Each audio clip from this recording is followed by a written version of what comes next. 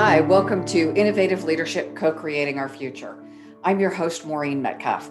I'm the founder and CEO of the Innovative Leadership Institute and a fellow with the International Leadership Association.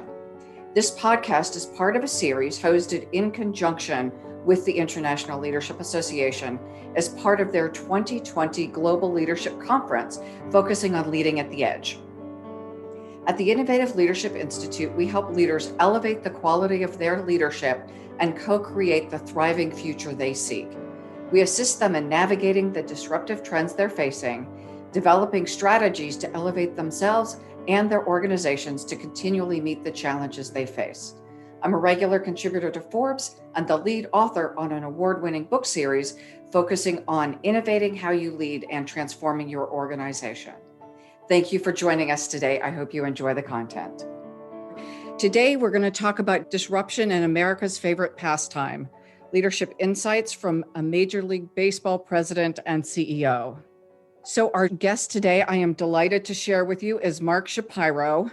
Over a career that spans 29 seasons, Mark is one of the rare executives in Major League Baseball that has had the opportunity to lead and impact baseball, business, and lead operations. Widely considered one of the top executives, he was appointed as president and CEO of the Toronto Bluejays in November 2015, following 24 seasons with the Cleveland Indians organization. Mark's going to talk to us about challenges facing Major League Baseball, the solutions implemented so far so that the game can go on, and finally, the leadership insights learned. And I'm really curious to understand how sport leadership and business leadership intersect. And Mark has a brilliant history that he can help us understand many of the principles that we look to sport as a metaphor for business. So Mark, first of all, welcome and thank you for spending time with us today. Thanks, Maureen. It's great to be with you. I'm looking forward to the opportunity to learn with you and talk with you. Thank you. So you have an incredibly successful career, including being Executive of the Year named by Sporting News. Can you give us a little bit more about your background and some of the honors you've earned, which are incredibly numerous? Yeah, I think my background is very much a liberal arts history major at Princeton, graduated with no definitive understanding of what I wanted to do with my life. And in the search for, that most young people at that stage go that don't have a calling that says this is what they're going to do. Look for that alignment of passion and kind of business interest. In my case, I think my learning from that has been that aligning yourself with people who share your values, looking for leaders who build cultures that you feel align with your values. So most importantly, starting with doing the hard work to clarify your own personal values, actually opens the door to so many other vocations and fields. And it doesn't have to be the field that, derives the fulfillment and happiness. That's kind of the learning that I've taken away over time and what I think about as in building organizations and building cultures. But along the way, part of building some very successful organizations, Cleveland, which is still thriving today. In Toronto, I think we've really energized and rebuilt a foundation for a championship future and a sustainable one. The most important piece of that, the honors piece and the recognition are really more, I think, a reflection of the opportunity I received when I started with the Indians in 1991, 92, which is, identify people that you think elevate your work, the day they come in, empower those people with an incredible amount of belief and support and ensure that they align with your values, and then build cultures that have the greatest scalable competitive advantage, which is a learning culture, which are focused on perpetual improvement, obsessive focus, with the sense of urgency on getting better every day, incrementally, and empowering that to happen at every single level of the organization with every person contributing. And, it really all starts with identifying talent and then acquiring talent, whether it's players, with drafting, trading, signing, or whether it's executives with hiring. Every single aspect of what you do, in my mind, in building championship organizations or elite organizations starts with those things. And I think after that, a lot takes care of itself, once you've done that.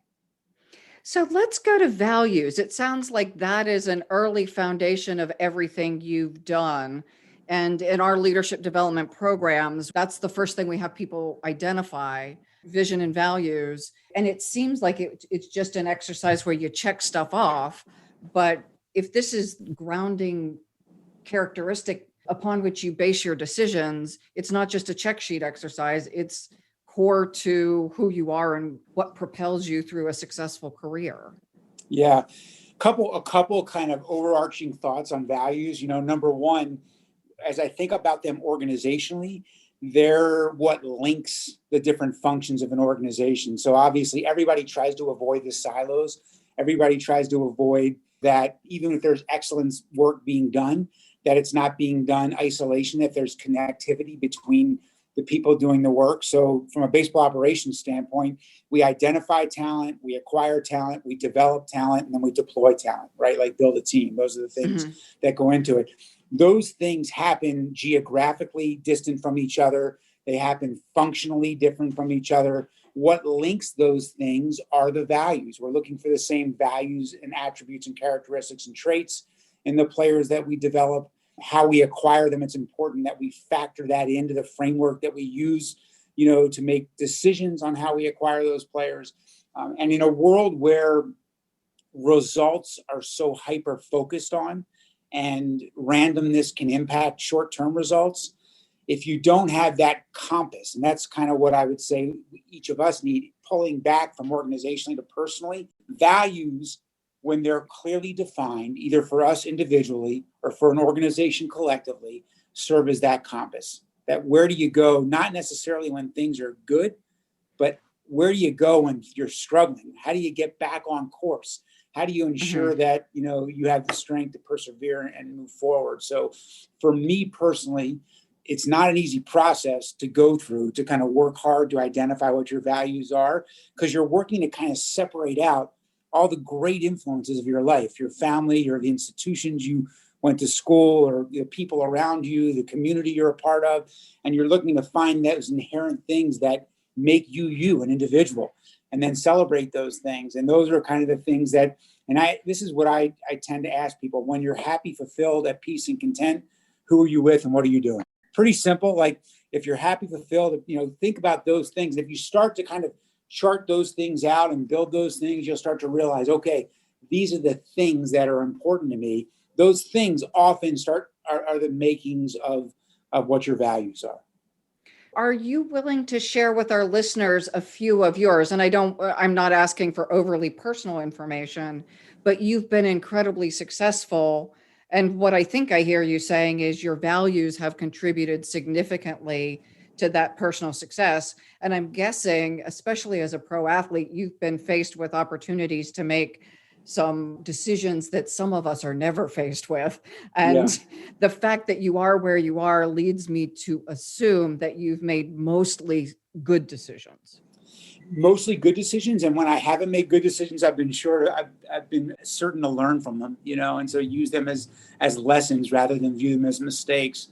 The things that are critical to me are to be immersed and surrounded by people who are humble, open, and learning. That's the absolute cornerstone for me. There are many other things as well, but that humility leads to openness, open-mindedness. Again, I think I always look at, like, you'll hear me talk a lot about scaling. How do you scale that competitive advantage?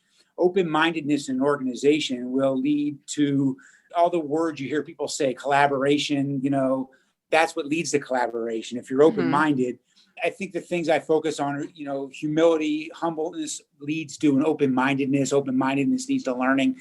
And when you take that and apply that organizationally and bring a bunch of people together who share that humility and open-mindedness, then all of a sudden the new idea, the great idea, the thing that could propel you forward, the thing that can separate, great from good, can come from anywhere.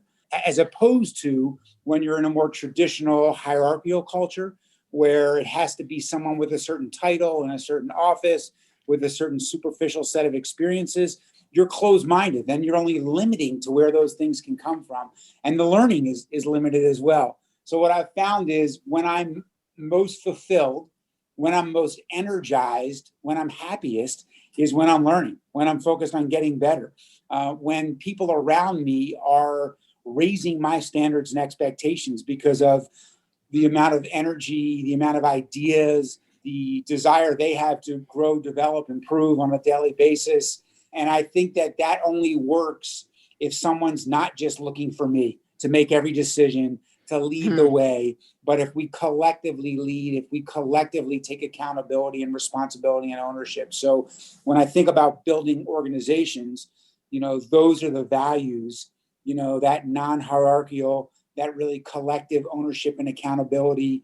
There are a few other things that we'll get into, that have to do directly with kind of handling the challenges we're facing now that are also values that are important to me. But those are the things I think that really strike at the core. I mean, certainly the grit, determination, and perseverance piece is probably the next most important thing that I look for in people we hire and players we go to sign.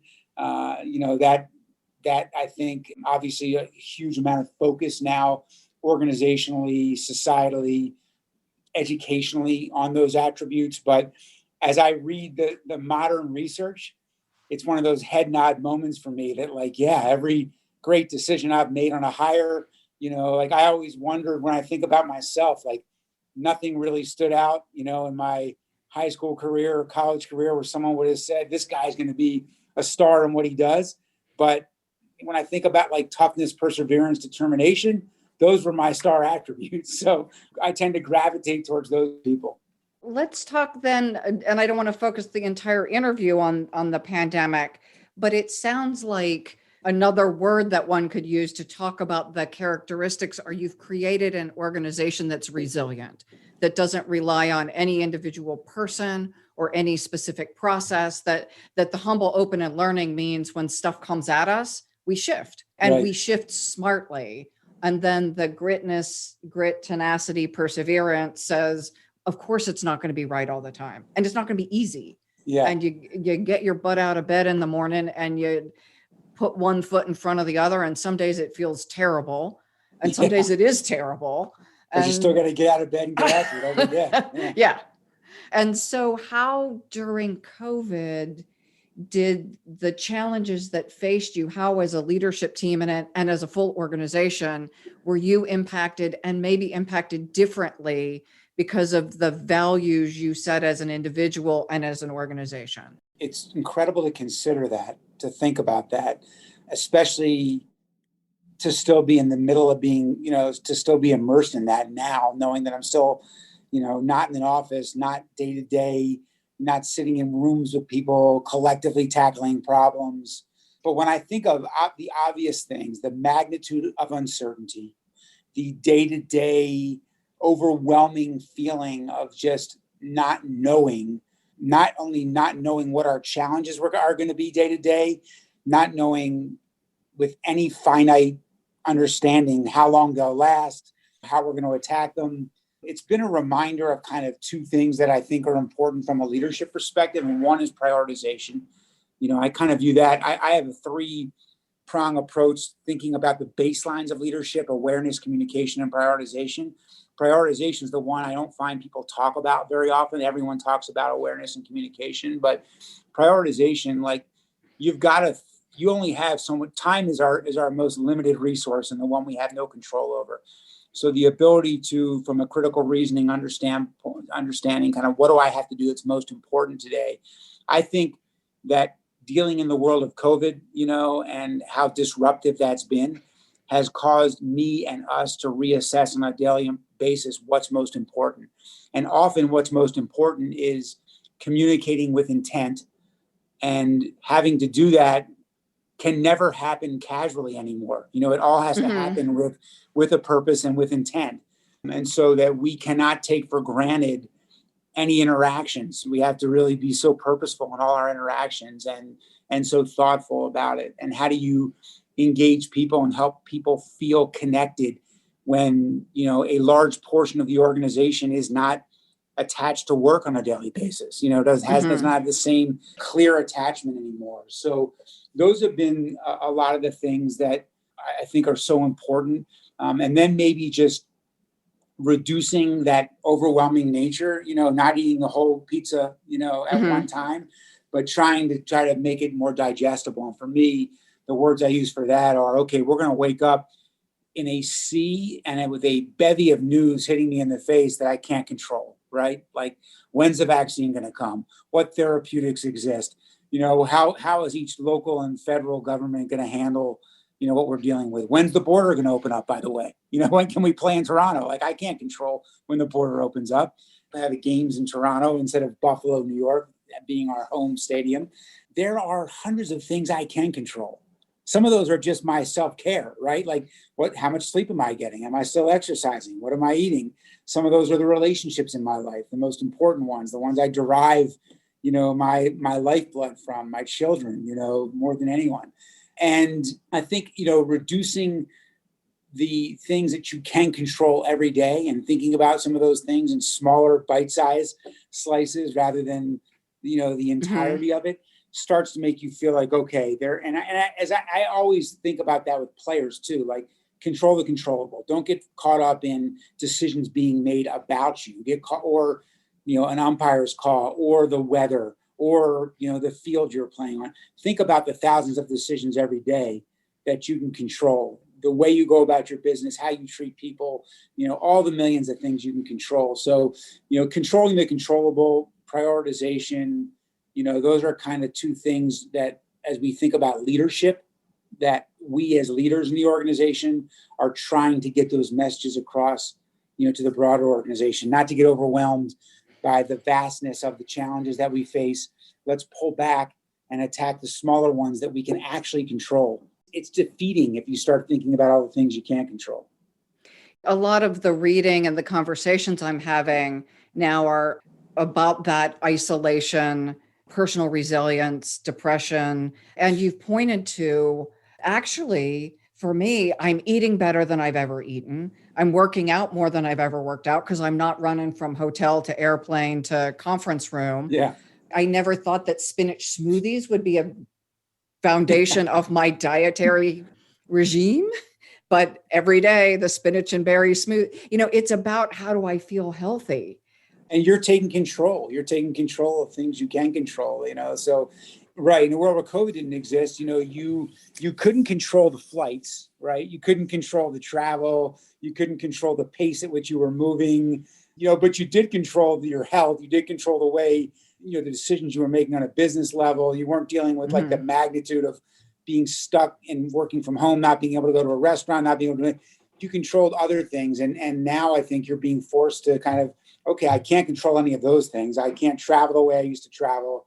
I can't, entertain the way I used to entertain. I can't socialize. I can't do work the way I used to do work, but I can control these things that lead to other areas of mental health and well-being. And, you're kind of shifting to those things. And I think whether it's attacking problems, which is finding smaller problems that we actually can make progress on.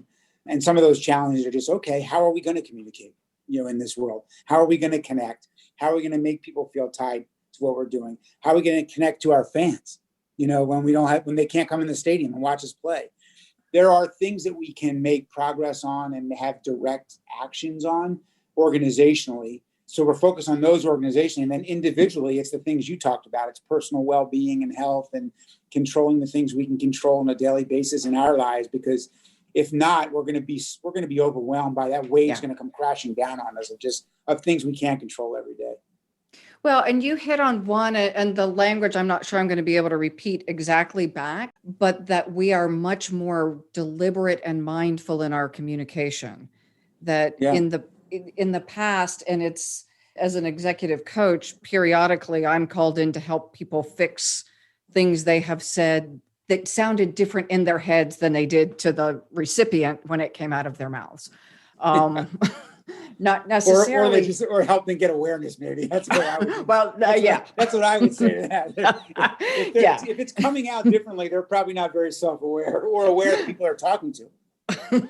Yes, and so this also creates an opportunity for all of us to be more careful, filled with care about the people with whom we're communicating, because the off-the-cuff sarcasm and some of that stuff just doesn't work as well when people are overwhelmed. When I think about awareness in general, there are two pieces of it. The first part we've already talked about. It's the self-awareness, which is defining your values. But the second part is the awareness of others.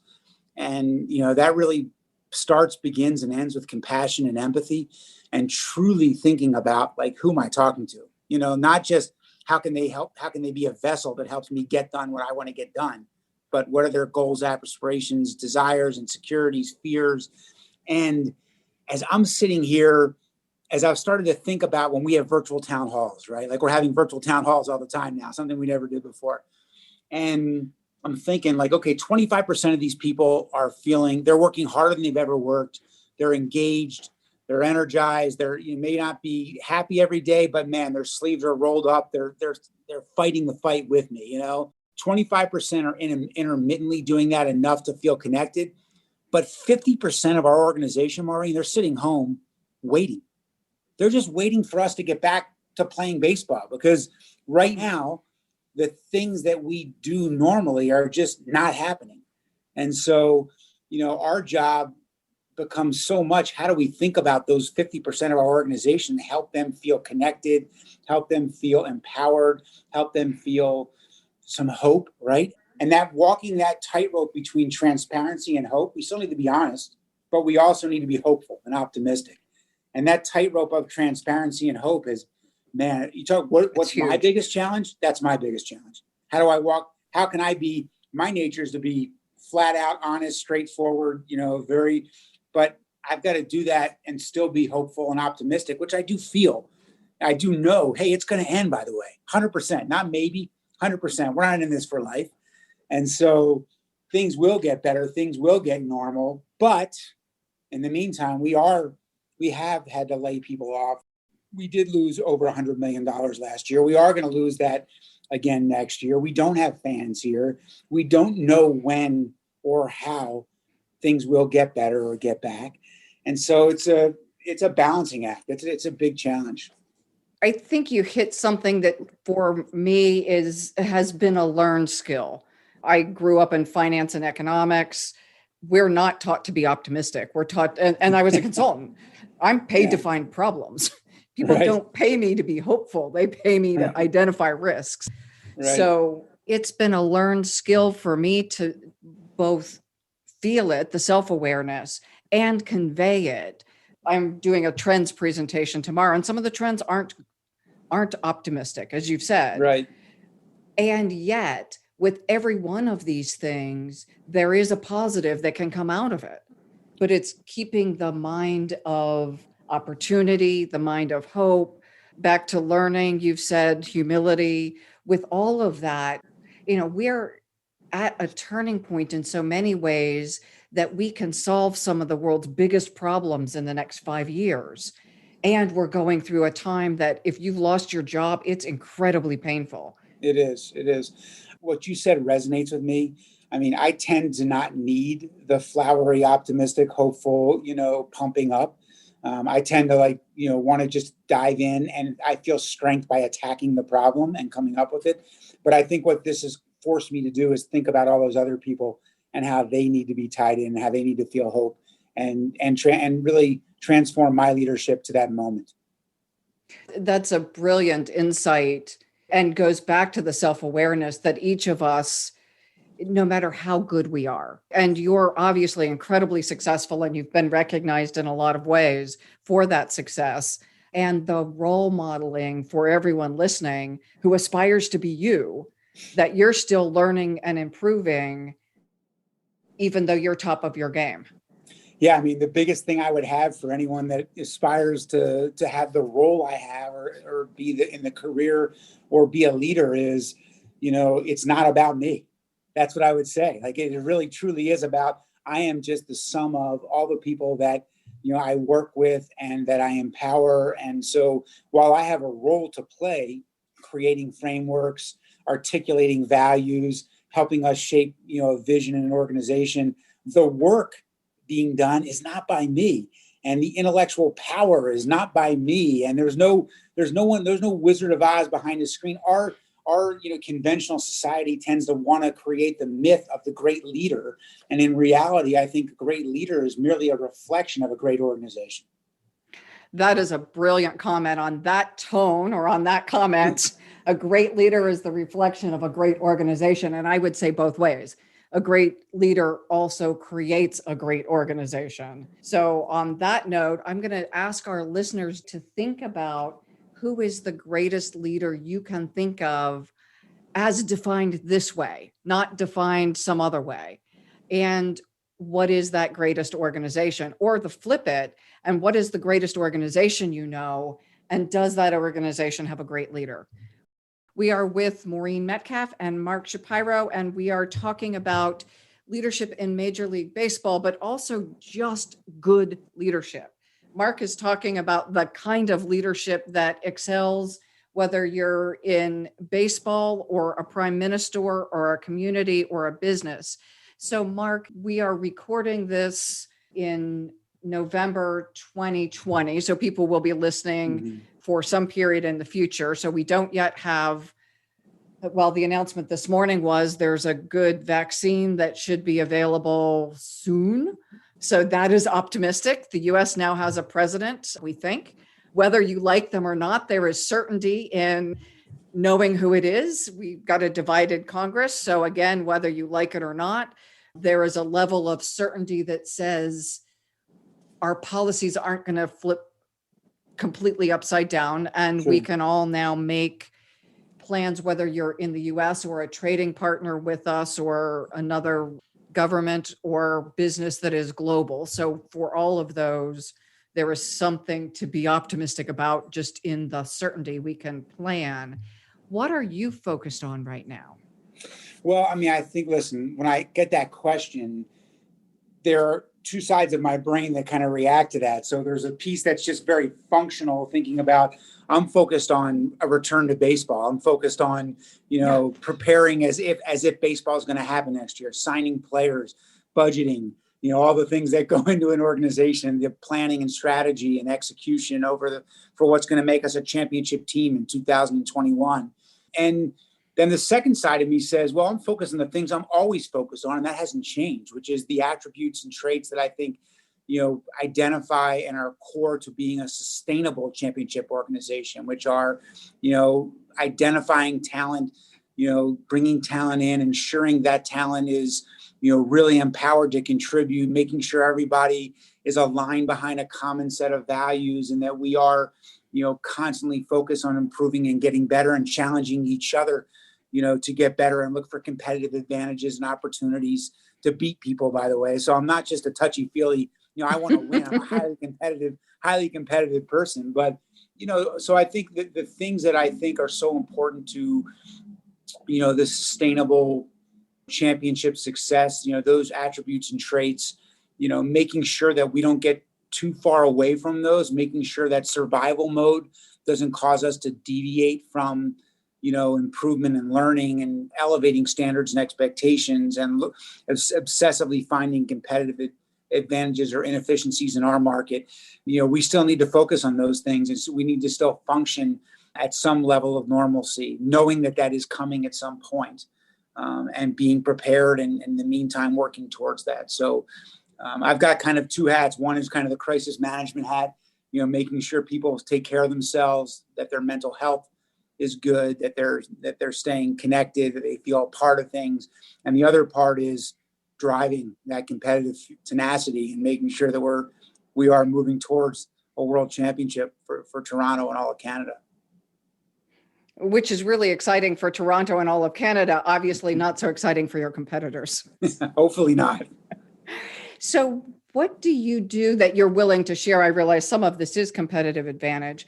So we've talked about the values of humility, creating a learning organization, compassion, and yet that matches up with hardcore competitive and winning. And I don't necessarily always think of, I'm going to win at any cost, because that's not what I hear. No, I hear sustainable winning. Can you talk a little bit about the difference between those two? Yeah, I think win at every cost is outcome focused, and sustainable winning is process focused. Like it's that simple for me. Like when you win it at all costs, you are, and we started to get into this at the tail end of the last segment. This is a results driven world, so if you start getting too touchy feely about values and, guess what? Your market, your fans don't care. They really don't care.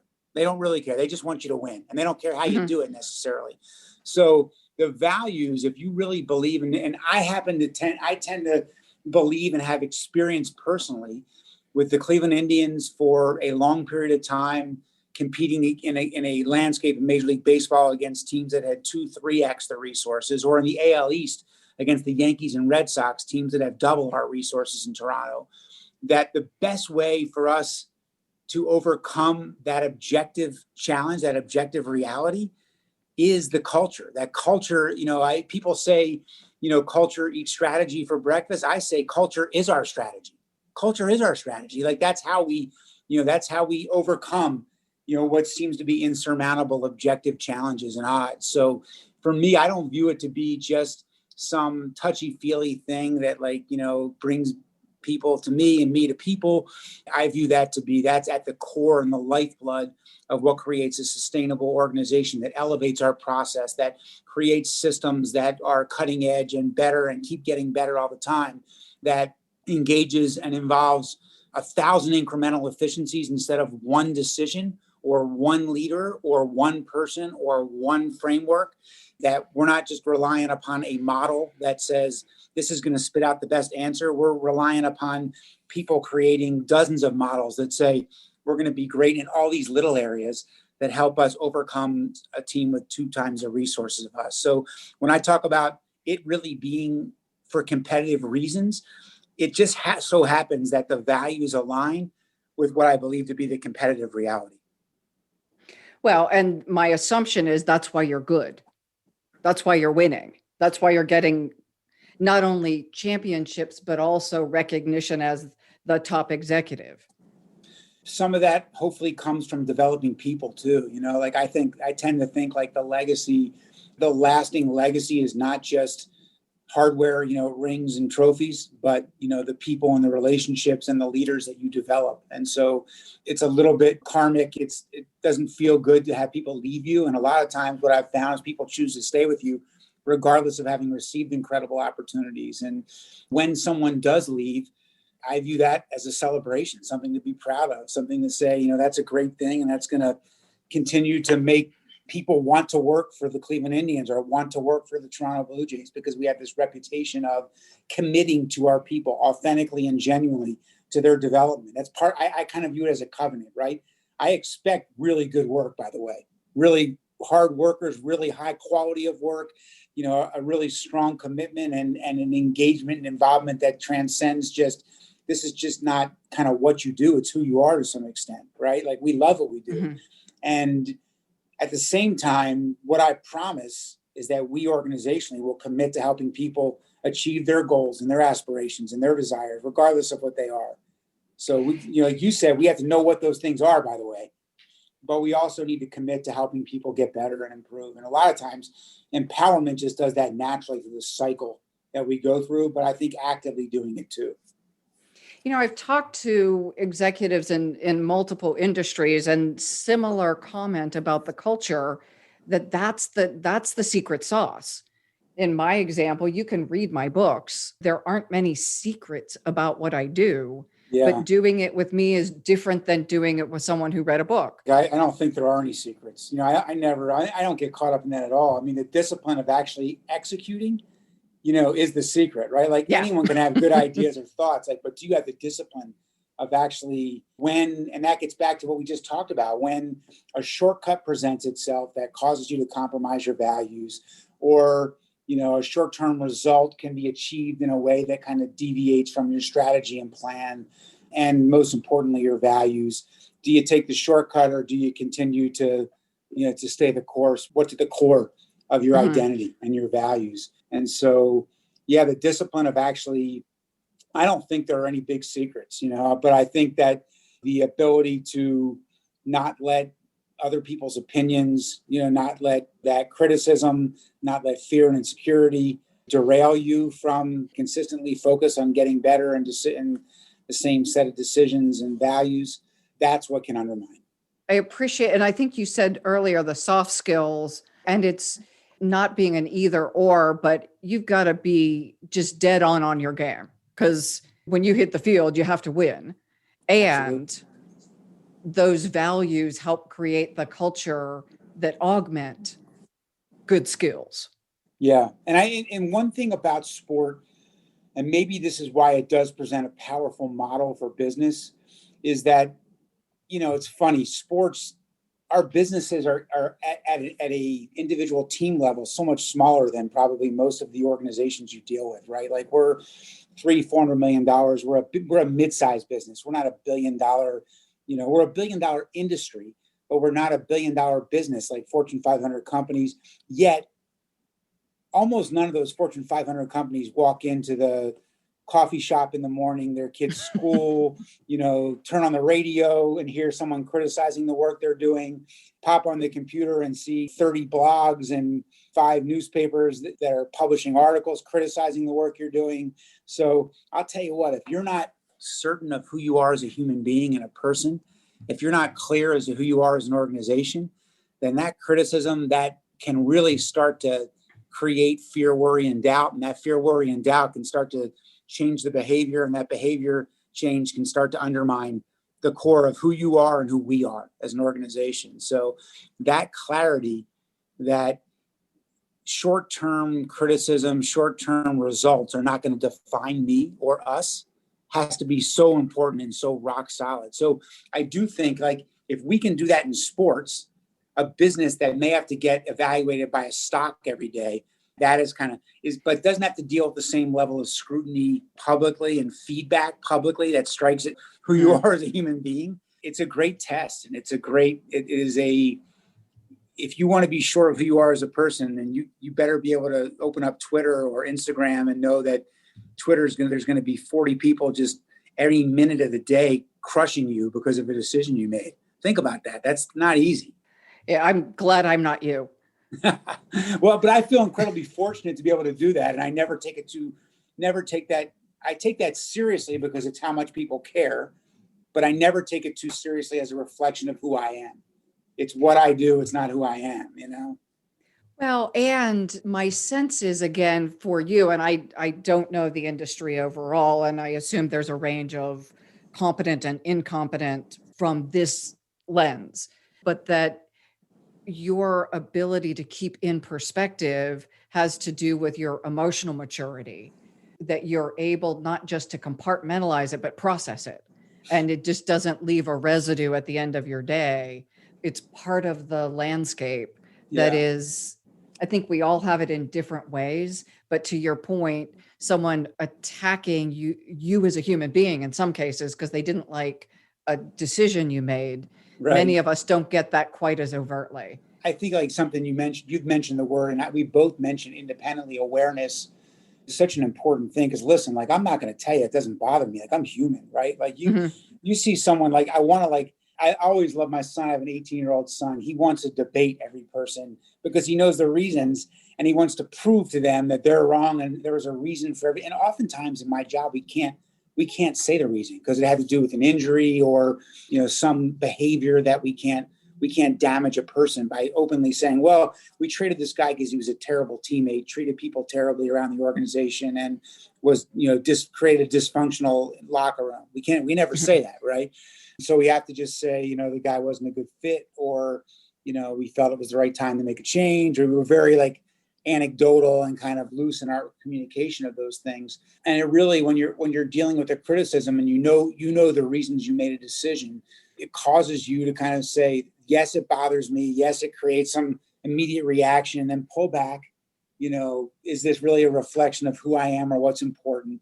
Am I still the same father, brother, son, friend, leader, like all those roles that are so important to me in life? Am I still those things to those people? And is that opinion really relevant to me in those roles that are so important in defining me in the way I want to be defined? And so the power comes in not letting those superficial flash evaluations that, by the way, change minute to minute. You're not ever as smart as they say you are when you're succeeding. And you're not, and you can't let that affect you either. You can't let the praise ever get to you. And that's the only chance you have to not let that criticism impact you deeply as well. Well, and thank you for sharing more in depth about that, because I think a lot of people, we all face criticism at some point. And like you, I can take it incredibly personally because I want to be effective. I'd also like to be liked, but that is less important. I want to do a good job for the people who care about the work I'm doing and whose Absolutely. livelihoods are impacted by me. And so if you told me I did a terrible job, it would cause me to pay attention. Back to your learning piece. I want to learn and get smarter. And I also realize if someone's criticizing me who has no idea what I do, then they're also probably not going to give me the insight I'm looking for. Yeah. I think in the end, I tend to be more critical, more self-critical of myself and the organization than anyone externally could be. Someone externally could criticize an individual decision, transaction, moment in time, whereas I'm tending to think, how do we get better? Where's the opportunity? Who's beating us? What's out in the horizon that we're not doing at the moment. And I can't turn that part of me off. Maureen, I wish I could. I wish I could turn that off. That's the piece of me. So I can let go now at this point, 30 years in, I can finally let go of the short term. It'll impact me for a moment. Okay, let it go. Being liked is not as important to me at 53 years old as it was to me at 30 probably, or 35. That's no longer how I'm achieving any fulfillment. But being respected, having people feel confident in my leadership, those things are so important to me. Well, and again, thank you for hitting the more personal elements, because so often people think about leadership as the series of processes or steps, and they don't think about themselves as the person doing the leading. You are the human being delivering that result. Absolutely. And if you're unaware of who you are and what's going on, your success is going to be low. I wonder if this resonates with you, like dealing with so many leaders. I tell young people when they're in my office and we're talking about leadership, like, listen, I don't walk into the building and put on a cape and become a leader. The leader I am is the father I am, is the brother I am, is the son I am, is the friend I am. It's inextricable. The person I am is the leader I am. And if I'm trying to be a leader or act like a leader or exhibit certain leadership behaviors, then I'm inauthentic. It's not sustainable. It may last as long as someone gives me some sort of superficial authority and title. But if I really want to lead, strip away the title, strip away the position, and do I engender respect? Do I engender people that want to be with me and not follow me, but want to be with me and a part of something that I'm a part of and join me on kind of this competitive journey to get better and to accomplish things that no one else has accomplished, because that's what we all aspire to do. And so I think that, that authenticity, that it starts with being sure of who you are and working on that. And then it sticks with challenging yourself. Okay, I'm going to stay true to that. I don't need to exert my leadership. I don't need to exert my authority. I don't need to exert my title or my office or any of my experience. And if I'm invoking those things, then I tell you what, I've failed, because it means I can't just lead by engendering respect and care and compassion and vulnerability and all those other things that will make people genuinely want to be a part of something I'm a part of. It absolutely resonates. And I'll add another piece to that, because there are people who perceive effective leadership as autocratic or dictatorial, or you're in charge and you need to tell me what to do. So I think all of the things you said resonate, as long as you have, I'll use the word followers or teammates, and I know those are charged words, but you've got people in your organization who also want to step up, be good thinkers, don't need to be told what to do. They already come in with good ideas, have passion for the sport. They have passion for the organization. They're fortunate to do this work, and they feel that. Yeah. I always feel like I'm never going to be done leading. But if I can walk any place in our building or any place in our organization, any field, any level of the stadium, and no matter who I see, they feel like their work is important. They feel like their job, regardless of custodian, engineer, intern, or senior executive, they feel like their work is important to our championship success and our future, then I'm doing a good job. If any of those people don't feel personally tied to our success, I have a lot of work to do. I'm not done. I got to get better, because that's my job, to make sure everybody recognizes it's not about me. It's about them and their contributions to helping us be great. Mark, I'm going to end on that note because that was a brilliant summation of who you are and what you value. And for our listeners, this is Mark Shapiro. He is the president and CEO of the Toronto Bluejays and a brilliant thinker as a leader. So I'm always looking for people to interview who embody what I think are incredibly effective leadership mindsets, values, behaviors, but it starts with the mindset. Who am I inside? And then it shows up outside. And Mark, you're just one of the top people that I've talked to in a period of time. So thank you very much for modeling these things that we talk about. Well, thank you. That's humbling, and especially coming from you, who's dealing with elite leaders all the time. And appreciate the opportunity. It's always an exchange for me. So I've learned in this hour as well, and encourage anybody listening that, wants to engage further and help me learn and us get better with the Blue Jays and baseball. Please reach out as well.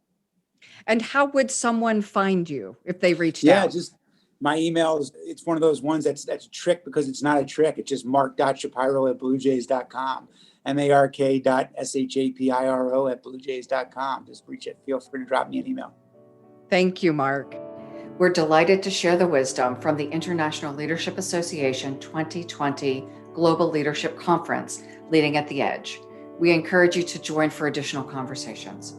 Please bookmark this podcast, subscribe, like it, share it with your friends and colleagues. Most importantly, thank you for focusing on elevating your own leadership and making an impact in the world today.